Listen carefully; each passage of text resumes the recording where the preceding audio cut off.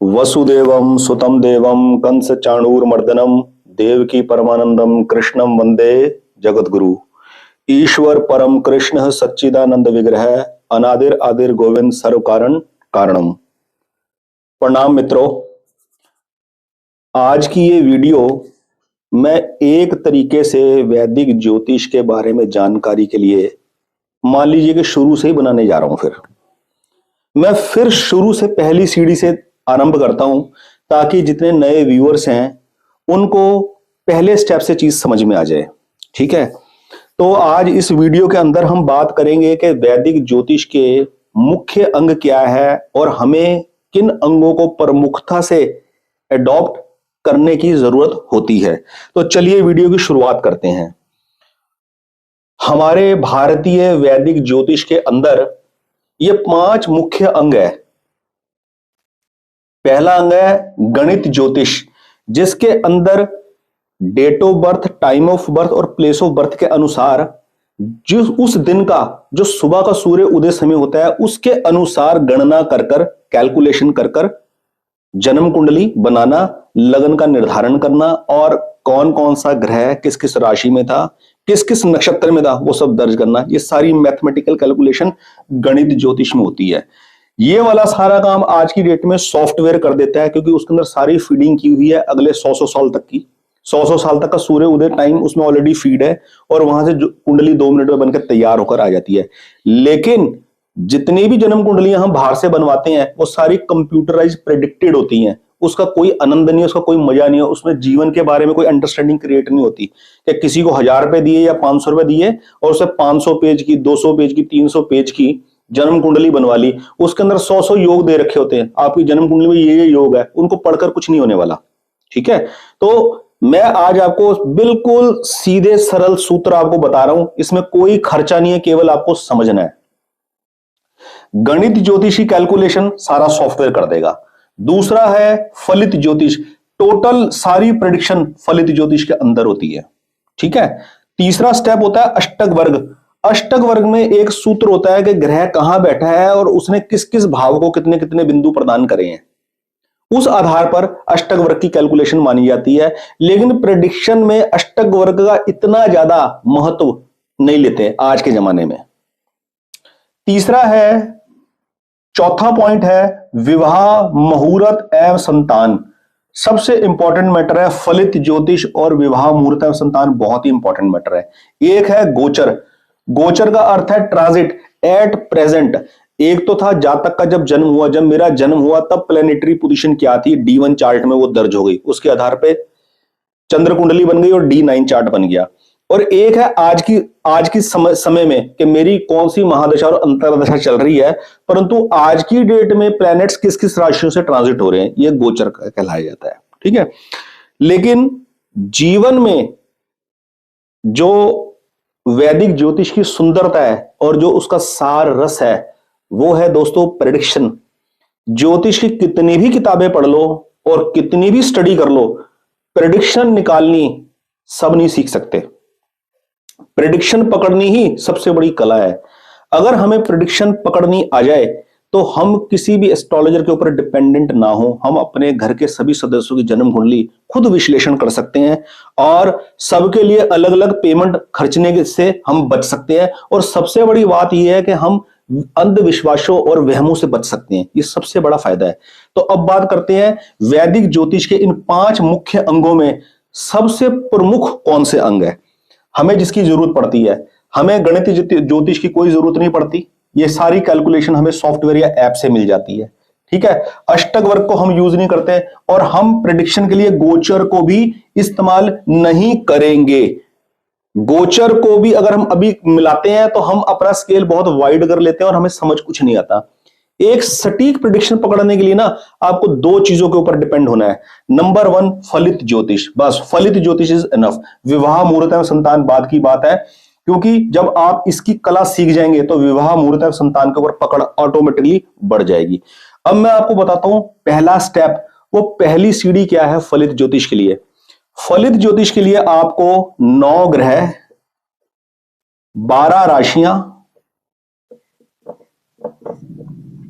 और 27 नक्षत्र, इनके नाम और इनका सीक्वेंस बहुत तरीके से याद हो जाना चाहिए। अब मैं जैसे आपको एग्जांपल बताता हूं, किसी भी किताब में आपको यह मेथड शायद ही देखने को मिले। आप सबसे पहले नौ ग्रह, 12 राशियां और 27 नक्षत्रों को इस मेथड से याद कीजिए। सूर्य, चंद्र, गुरु सतोगुणी ग्रह है। ठीक है, मैं कलर चेंज कर देता हूं। बुध, शुक्र रजोगुणी ग्रह है और आपका मंगल, शनि, राहु, केतु ये तमोगुणी ग्रह है।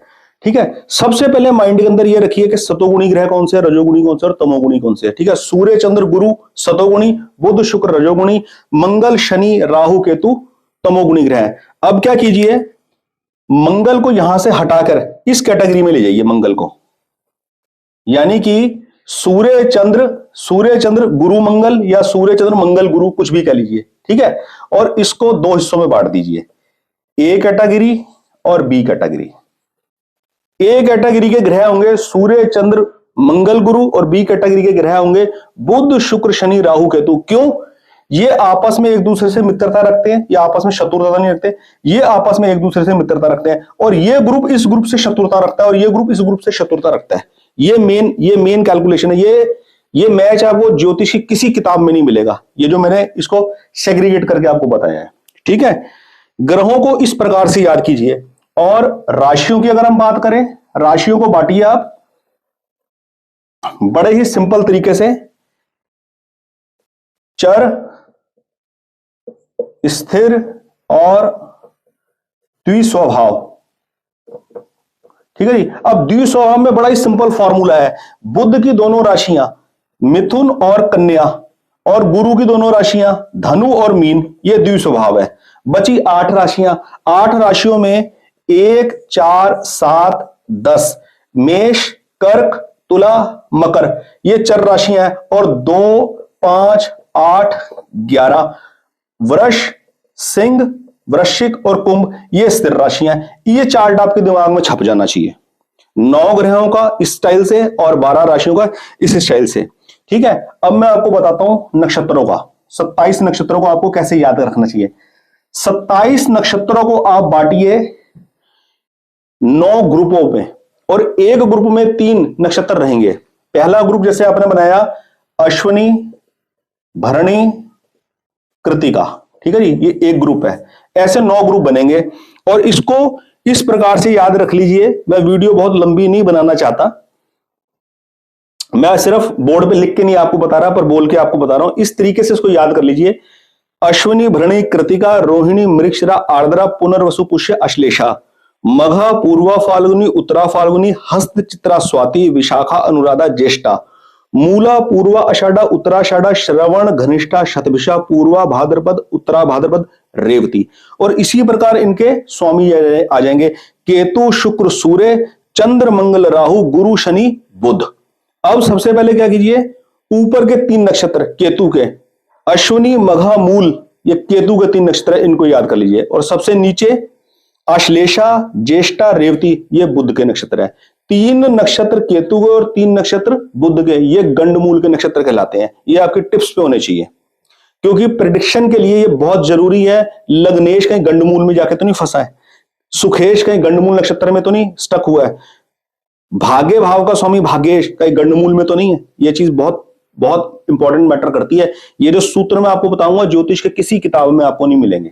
ठीक है, और इसी प्रकार फिर ऊपर चले जाइए, भरणी, पूर्वा फाल्गुनी, पूर्वा आषाढ़ा ये शुक्र के नक्षत्र है। उसके नीचे आ जाइए कृतिका, उत्तरा फाल्गुनी, उत्तरा आषाढ़ा ये सूर्य के नक्षत्र है। उससे थोड़ा नीचे आ जाइए रोहिणी, हस्त, श्रवण ये चंद्र के नक्षत्र है। इस प्रकार आपकी टिप्स के ऊपर 27 नक्षत्रों का मैप छपा हुआ होना चाहिए, 12 राशियों का स्ट्रक्चर पूरा दिमाग में होना चाहिए, चर, स्थिर, द्विस्वभाव, और जिस प्रकार मैंने कॉम्बिनेशन आपको बताया 9 ग्रहों का, सतोगुणी, रजोगुणी, तमोगुणी, ए कैटेगरी, बी कैटेगरी। जब आपको ये तीन चीजें याद होंगी दिमाग में, आपकी सारी कंफ्यूजन दूर हो जाएगी। आपको बार बार ये देखने की जरूरत नहीं है मंगल का मित्र शनि मंगल का मित्र है कि शत्रु है, शनि शत्रुता रखता है सूर्य से कि नहीं रखता, बार बार ये कंफ्यूजन दूर है। इसको ए बी कैटेगरी में बांट दीजिए, आपको बिल्कुल सिंप्लीफाई हो जाएगा। ठीक है, राशियों को इस प्रकार से याद कर लीजिए और नक्षत्रों को इस प्रकार से याद कर लीजिए। आप देखेंगे प्रेडिक्शन कितनी आसान हो गई। एक्चुअली मैंने इतनी किताबें खरीदी हैं एस्ट्रोलॉजी की अपनी पिछले 34 साल की लाइफ के अंदर कि मैं आपको बता नहीं सकता। खास करके उस पीरियड में, उन 3-4 सालों में जब मैं भारतीय विद्या भवन से ज्योतिष सीख रहा था, हमारे को पता लगता था ये किताब, कोई आदमी मुंह से बाद में बोलता था, हम जाके पहले बाहर किताब से किताबें खरीद लेते थे 400 रुपए की, 800 रुपए के 2-2 सेट। मैं आपको बता नहीं सकता, कितनी भी किताबें पढ़ लो दोस्तों, ज्योतिष से प्रेडिक्शन नहीं सीख सकते। किताबें पढ़ के ज्योतिष में प्रेडिक्शन नहीं समझ में आती। इसलिए मैं आपको सिंपल सूत्र बता रहा हूं और वीडियो को ज्यादा लंबा नहीं बनाना चाहता। बस इस चैनल एस्ट्रो हॉरोस्कोप रीडर के साथ आप जुड़े रहिए। मैं बहुत बढ़िया बढ़िया टिप्स आपको इस चैनल के माध्यम से देने का प्रयास कर रहा हूं। बहुत बहुत धन्यवाद। आपका दिन शुभ हो। जय श्री कृष्ण।